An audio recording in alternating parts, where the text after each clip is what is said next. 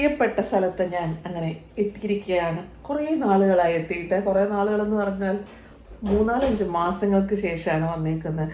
4-5 ദിവസമായിട്ട് എനിക്ക് ഭയങ്കര എക്സൈറ്റ്മെൻ്റ് ആണ്. വരുമ്പോഴേ ഞാൻ പ്രാർത്ഥിക്കുമ്പോഴൊക്കെ കൃഷ്ണൻ്റെ ആ വിഗ്രഹത്തിനവിടെ നോക്കി വിചാരിക്കും ഏത് രൂപത്തിലായിരിക്കും അല്ലെങ്കിൽ ഏത് ചാർത്തായിരിക്കും ഇന്ന് നാളെ ഇതൊക്കെ ഇങ്ങനെ ആലോചിക്കുമായിരുന്നു. ഞങ്ങളപ്പോൾ ഭയങ്കര കമ്മ്യൂണിക്കേഷനാണ്. അങ്ങനെയൊക്കെ ആലോചിച്ച് ഭയങ്കര എക്സൈറ്റഡ് ആയിട്ട് ഇങ്ങനെ എന്തൊക്കെയോ ഒച്ചകൾ വരുത്തുന്നു. പെട്ടി എടുത്ത് വെച്ചോണ്ടിരിക്കുന്നത് എന്തൊക്കെ കീ ഒച്ചകളൊക്കെ വരുത്തിക്കൊണ്ടിരിക്കുന്നതാണ്. ഇവിടെ ആകെ ഞങ്ങൾ 2 ദിവസത്തേക്ക് താമസിക്കാൻ വന്നേക്കാണ്. ഒരു ആനപ്പെട്ടി, അതിന്റെ കൂടെ ഒരു വലിയൊരു ചാക്ക് കെട്ട്. ഞാൻ ചോദിക്കുകയാണ്, ഇത്രയും വലിയ പെട്ടിയുടെ കൂടെ ഒരു എക്സ്ട്രാ ചാക്ക് കെട്ടിന്റെ ആവശ്യമുണ്ടോ? അതൊരു ബിഗ് ചാക്കട്ടെന്ന് വെച്ചാൽ ഉദ്ദേശിക്കുന്ന ഒരു ബിഗ് ഷോപ്പർ. ഞാനും മുരളിയേട്ടനും ഓരോരോ കുഞ്ഞു പെട്ടി എടുത്ത് ഓരോരുത്തർക്ക് ഓരോ പെട്ടി. അമ്മയാണെങ്കിൽ ഒരു വലിയ പെട്ടി, അതിന്റെ കൂടെ ഒരു ബിഗ് ഷോപ്പർ. അമ്മയ്ക്ക് എനിക്ക് എവിടെ പോയാലും എക്സ്ട്രാ ഒരു ബാഗ് വേണം. അമ്മയുടെ പെട്ടി എടുക്കലിനെ പറ്റി അമ്മയ്ക്ക് എന്താ പറയാനുള്ളത്? ഇത്രയും വലിയ പെട്ടി എടുത്തതിനെ പറ്റി അമ്മയ്ക്ക് എന്താണ് പറയാനുള്ളത്? ആന ഒരു പെട്ടിയും ഒരു ചാക്ക് കെട്ടാണ് ഡ്രസ് മാത്രം പെട്ടിക്കകത്ത്. അതിനകത്ത് എന്താ? അതിനകത്ത് എന്റെ എന്താ അതിനകത്ത്? എന്താ അതിനകത്ത്? നോക്കണം. ഇതൊക്കെ പിന്നെ പെട്ടിക്കകത്ത് ഇങ്ങനെ വെക്കുന്നത്. പെട്ടിക്കകത്ത് വെച്ച് ഞാനൊക്കെ പെട്ടിക്കകത്ത്, എല്ലാ മനുഷ്യരും പെട്ടിക്കകത്ത് നടക്കത്തില്ല. മരുന്ന് പെട്ടിയിലകത്ത് ഇപ്പൊ സ്ഥലം ഇഷ്ടം പോലില്ലേ? മരുന്ന് കെട്ടെ, മരുന്ന് മരുന്നുകള് ആ പെട്ടിയിൽ കേറില്ലേ? കേറും, പക്ഷെ എനിക്ക് വേണ്ട. ഇങ്ങനെ മതി എനിക്ക്. ബിസ്ക്കറ്റ് അടുത്ത ആരാ ബെല്ലടിക്കുന്നത്? വെള്ളം, ചൂടുവെള്ളം. അല്ല ഞാൻ ചോദിക്കുന്നത്, വെള്ളം കയ്യിലെടുക്കാം, ബാക്കി സാധനങ്ങളൊക്കെ പെട്ടി വെച്ചായിരുന്നു. ഹെയർ ഡ്രയറോ? പിന്നെ ഈ ഹെയർ ഡ്രയർ ഒന്നും പെട്ടി കേറുന്നില്ലേ? ശരി.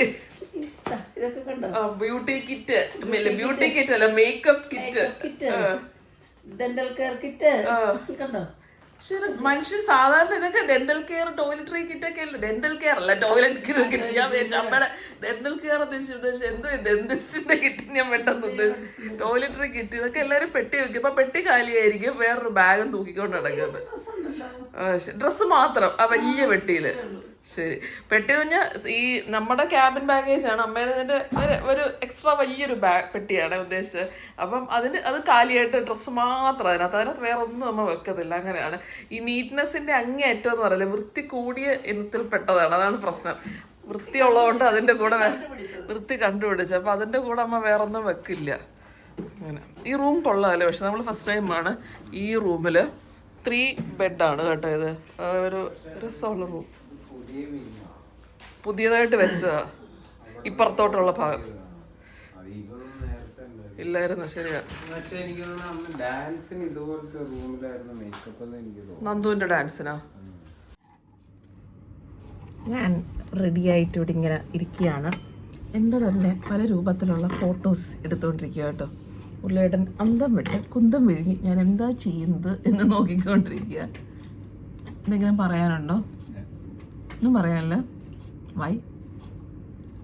1 2 3 വരെ ഞാൻ നോക്കിയപ്പോ 8-10 എടുത്തോണ്ടിരിക്കും. ഇപ്പോ ആർക്കായാലും തുറച്ചു നോക്കത്തില്ലേ? ചുമ്മാ എനിക്ക് തന്നെ എന്നെ കണ്ടപ്പോൾ ഇഷ്ടപ്പെട്ടു, അതുകൊണ്ട് ഫോട്ടോസ് എടുത്തു. നല്ല രസമല്ലേ? അയ്യോ, മുല്ലേനാണെങ്കിൽ തുമ്പിക്കൊണ്ടേയിരിക്കുകയാണ്. ഷർട്ട് എനിക്ക് തോന്നുന്നു പണ്ട് ഓഫീസിലിട്ടുണ്ടെന്ന ഷർട്ടാ അല്ലേ? അതിനുശേഷം ഇതുവരെ ഇട്ടിട്ടില്ല. എന്നിട്ട് എന്നെ കുറ്റം പറഞ്ഞോണ്ടിരിക്കുക.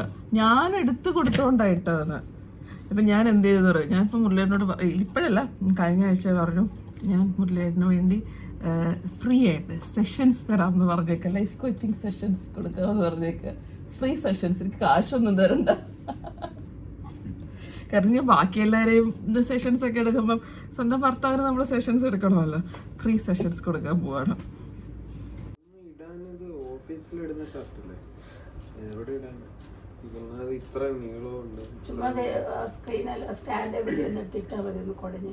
ഒരു പരിധി വരെ പൊടി പോവുക. എല്ലാം ഇപ്പൊ നമുക്ക് വാഷ് ചെയ്യാൻ പറ്റും.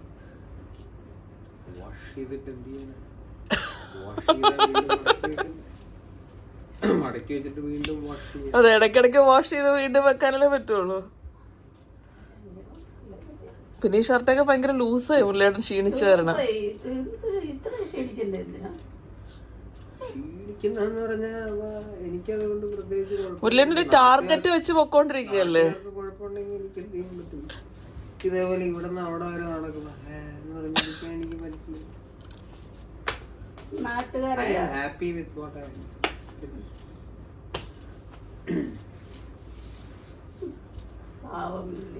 ഐ ഇവർ രണ്ടുപേരുടെ ഫുൾ ടൈം ഇങ്ങനെ കേട്ടോ അടിയാണ്.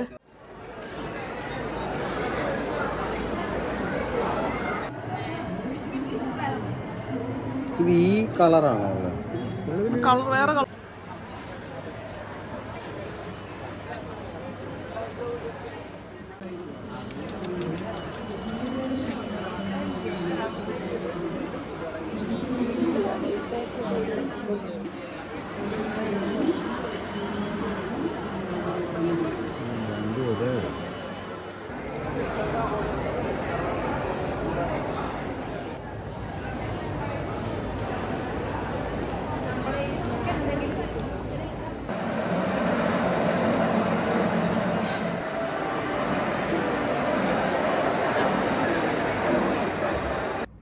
ഹലോ,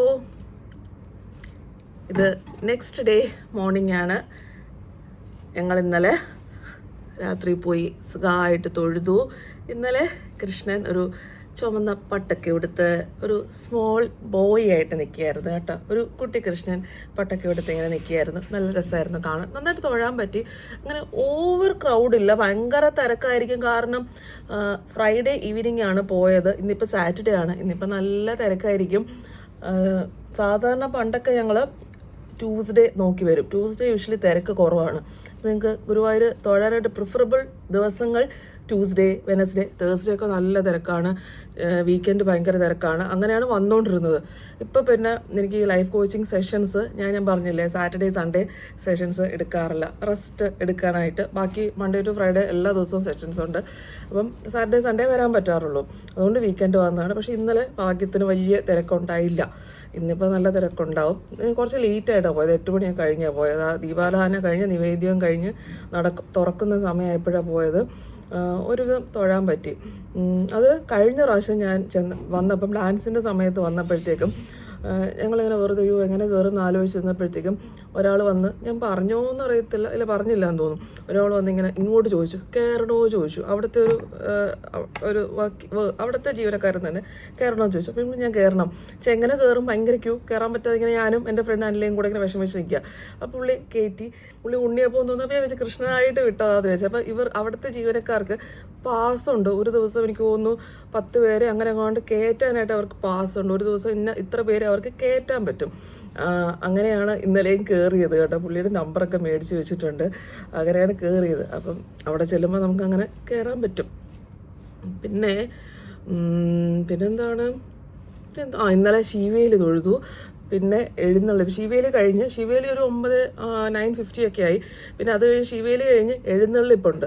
അത് ഒരു 3 ആനകളുടെ എഴുന്നള്ളിപ്പില്ലേ, അതുണ്ട്. ശിവേലിയുടെ കൂടെ ഞാനിങ്ങനെ കറങ്ങി 3 പ്രാവശ്യം നമ്മൾ ഹരേ കൃഷ്ണ പറഞ്ഞ് കറങ്ങി. പിന്നെ അത് കഴിഞ്ഞിട്ട് എഴുന്നള്ളിപ്പ്. അത് ഒരു പ്രാവശ്യമാണ് 3 ആനയുടെ എഴുന്നള്ളിപ്പ്. അത് കഴിഞ്ഞിട്ട് പിന്നെയും ഒരു ആന 3 പ്രാവശ്യം കൂടെ, പിന്നെ എക്സ്ട്രാ 2 പ്രാവശ്യം കൂടെ വലം വെക്കും. പിന്നെ കൃഷ്ണാട്ടം ഉണ്ടെങ്കിൽ നിൽക്കണം എന്നൊക്കെ ആഗ്രഹം ഉണ്ടായിരുന്നു. പക്ഷെ ഇപ്പോൾ 10 ദിവസത്തേക്ക് എന്തോ കൃഷ്ണാട്ടം ഇല്ല എന്ന് പറഞ്ഞു. അങ്ങനെ പിന്നെ തിരിച്ച് ഒരു 11 മണിയായപ്പോഴത്തേക്കും തിരിച്ചു വന്നു. ഇന്നിപ്പം പതുക്കെ ലേറ്റായിട്ട് പോകുന്നു അമ്പലത്തിൽ. ഇപ്പം ബ്രേക്ക്ഫാസ്റ്റൊക്കെ കഴിഞ്ഞു. അങ്ങനെ ഇരിക്കുകയാണ്. അങ്ങനെ ഇന്ന് രാവിലെ ഇപ്പം വീണ്ടും അമ്പലത്തിലോട്ട് പോകുന്നു. വേറെ ഒന്നുമില്ല പ്രത്യേകിച്ച്. ഇന്നിപ്പോൾ അമ്പലത്തിൽ പോകണം. വൈകുന്നേരം ഒന്ന് മമ്മിയൂർ പോകണം എന്ന് പ്ലാൻ ചെയ്യുന്നു. അതൊക്കെയാണ് ഇന്നത്തെ പരിപാടികൾ. ഇന്നത്തെ എൻ്റെ ഇതാണ് അറ്റയർ കേട്ടോ, സാരി. ഞാൻ എഴുന്നേറ്റ് കാണിക്കാം. ഇന്നലെ ഞാൻ എഴുന്നേറ്റൊന്നും വീഡിയോ എടുത്തില്ല അല്ലേ, എഴുന്നേറ്റ് കാണിച്ചില്ല എന്ന് എനിക്ക് പിന്നെ തോന്നി. ഇതാണ് എൻ്റെ ഫുൾ സാരി ലുക്ക്. ട്രൈപോഡ് ഇല്ലാത്തതുകൊണ്ട് ഇങ്ങനെ പറ്റുന്നുള്ളൂ. അമ്മയെ കാണിച്ചു തരാം അമ്മയുടെ സാരി. അമ്മ ഇവിടെ പച്ച സാരി, പച്ചമാല ഒക്കെ ഇട്ട് ഇങ്ങനെ ഇരിക്കുന്നു. ഓ, റെഡിയായി. ലിപ്സ്റ്റിക്കൊക്കെ ഇട്ട് സുന്ദരി മണിയായിട്ടിരിക്കുന്നുണ്ട്. മുരളിയേട്ടനാണെങ്കിൽ ഒരു കൃഷ്ണനായിട്ടിരിക്കും. ഇന്നലെ ആരോ അവിടെ കൃഷ്ണന്റെ കാര്യം, മുരളി കൃഷ്ണൻ എന്ന് കൃഷ്ണനെ പറ്റി പറഞ്ഞ മുരളിയേട്ടൻ തിരിഞ്ഞു നോക്കിയപ്പോൾ ഞാൻ സാക്ഷാൽ കൃഷ്ണനെ പറ്റിയാണ് പറഞ്ഞത്, മുരളിയേട്ടനല്ല എന്ന് ഞാൻ പറഞ്ഞു. ഈ പറയുന്ന ആളും പെട്ടെന്ന് തിരിഞ്ഞു ഞാനും തിരിഞ്ഞു നോക്കി. മുരളിയേട്ടനെ അല്ല, അപ്പൊ ഒരു ഒറിജിനൽ മുരളീകൃഷ്ണനെ പറ്റിയായിരുന്നു പറഞ്ഞത് ഇന്നലെ. ഓക്കെ, ബാ നമുക്ക് ഇറങ്ങാം.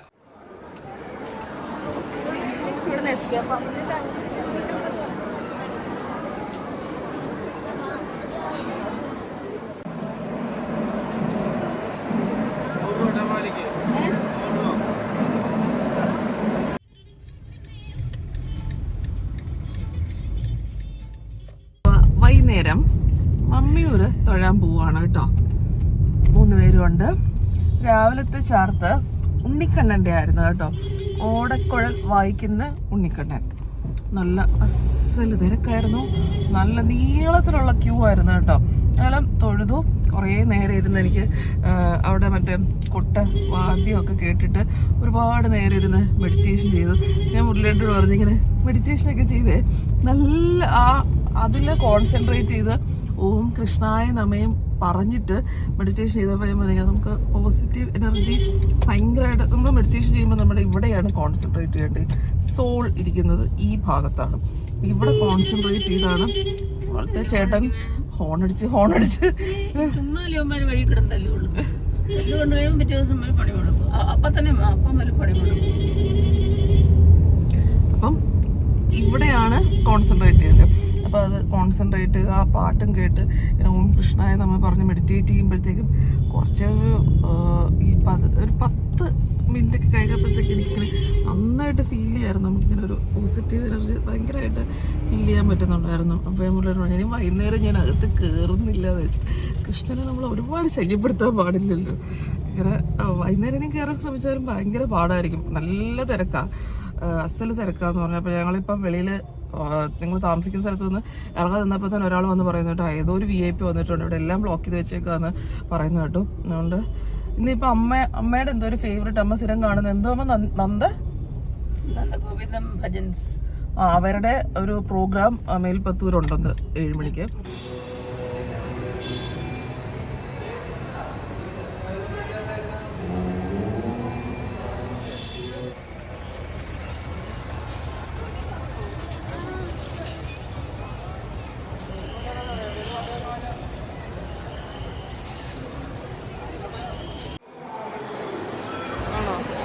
വേറെ ആനയാണല്ലോ.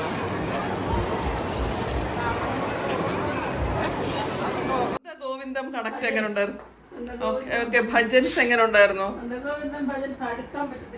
തിരക്കോ? തിരക്കെന്ന് പറഞ്ഞാൽ ഒരു രക്ഷയില്ല.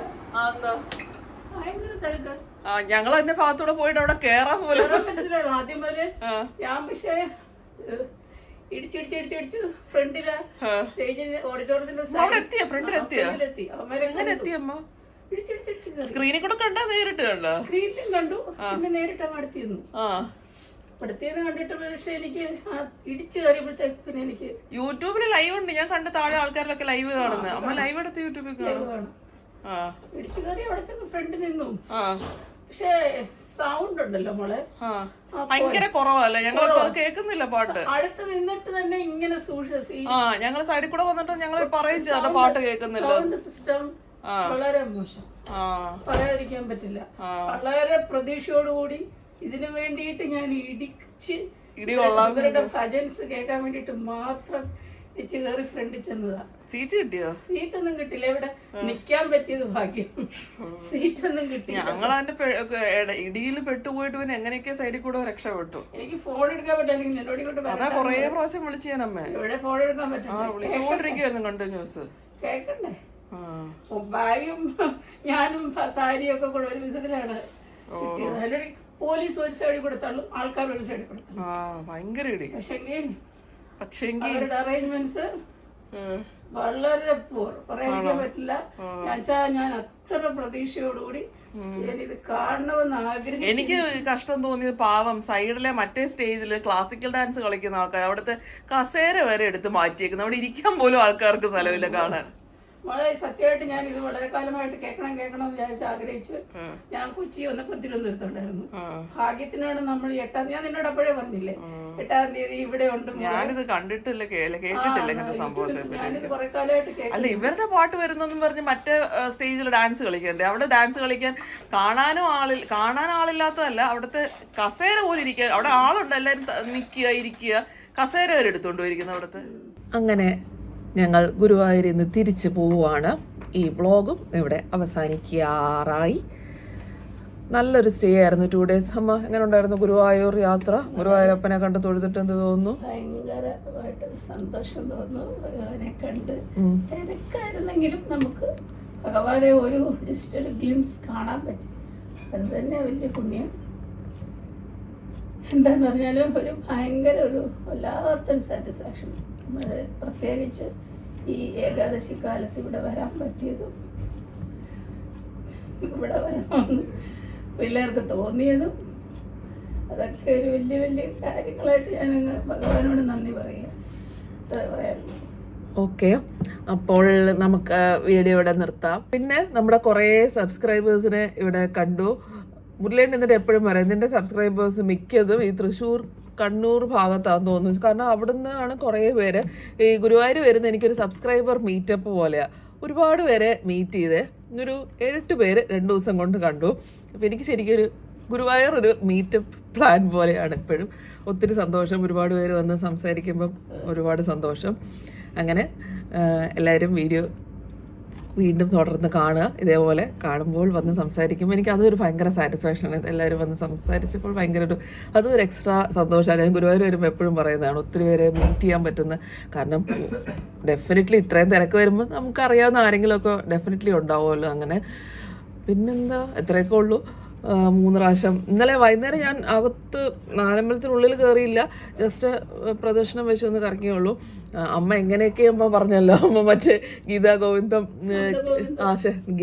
എനിക്ക് ഗീതാ ഗോവിന്ദം എന്നേ വരുന്നുള്ളൂ, അതൊരു സിനിമയുടെ പേര് അല്ലേ. നന്ദഗോവിന്ദം പാട്ടൊക്കെ കേട്ട് പിന്നെ അതിൻ്റെ യൂട്യൂബ് ലൈവിൽ അമ്മ ബാക്കി രാത്രി വരെ അത് തീരുന്ന വരെയും കേട്ടോണ്ടിരുന്നു കേട്ടോ. 9:30-10 മണി വരെ ഉണ്ടായിരുന്നു. 10 മണി വരെ അത് തീരുന്ന വരെ കേട്ടോണ്ടിരിപ്പുണ്ടായിരുന്നു. ഫുഡൊക്കെ ഞങ്ങൾ റൂമിലോട്ട് ഓർഡർ ചെയ്ത് കഴിക്കുമായിരുന്നു. അപ്പോൾ ശരി, വീഡിയോ കമൻറ്റ് ചെയ്യുക, നിങ്ങൾക്ക് എന്താണ് അഭിപ്രായം എന്ന് വെച്ചാൽ കമൻറ്റ് ചെയ്യുക. ഞാനിപ്പോൾ എനിക്കറിയാം കുറവ് വീഡിയോസ് ഇടുന്നത്, ആഴ്ചയിൽ ഒരിക്കലൊക്കെയാണ് ഞാൻ വ്ളോഗ്സ് ഇടുന്നത്. ഷോർട്സ് ഇടുന്നുണ്ട് കേട്ടോ, ഇടയ്ക്കിടയ്ക്ക് ഷോർട്സ് പറ്റുമ്പോഴൊക്കെ ഷോർട്സ് ഇടുന്നുണ്ട്. റീസൺ ഞാൻ പറഞ്ഞാൽ എനിക്ക് ആ ലൈഫ് കോച്ചിങ് സെഷൻസ് ഉള്ളതുകൊണ്ടാണ്. കാരണം വീക്ക്ലി 1 or 2 സെഷൻസ് ഉണ്ട്. നമ്മുടെ ഒരു ഡ്രെയിൻ ഔട്ട് ആവുന്ന സെഷൻസ് ആണല്ലോ.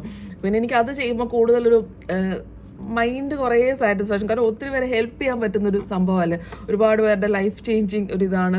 പിന്നെ ഡെഫിനറ്റ്ലി അതും എൻ്റെ പ്രൊഫഷൻ തന്നെയാണ്, നമ്മൾ ഫ്രീ ആയിട്ട് ചെയ്യുന്നു എന്നല്ല, പക്ഷെ അത് അവർക്ക് ആ റിസൾട്ട് കാണുമ്പോൾ അത് ഭയങ്കര സാറ്റിസ്ഫാക്ഷനാണ്. അപ്പം അതും ഒരു സന്തോഷമാണ്. അപ്പോൾ ഇത് രണ്ടും ഒരുമിച്ച് കൊണ്ടുപോകണമെന്ന് തന്നെയാണ് ആഗ്രഹം. ഇതും ആഴ്ചയിൽ ഒരിക്കലൊരു വ്ളോഗും പിന്നെ ഇടയ്ക്ക് ഷോർട്സും അങ്ങനെ തന്നെയാണ് ആഗ്രഹം കേട്ടോ. അപ്പം സപ്പോർട്ട് ചെയ്യുക, കാണുക. നമുക്ക് നെക്സ്റ്റ് വീഡിയോയിൽ കാണാം. ബൈ.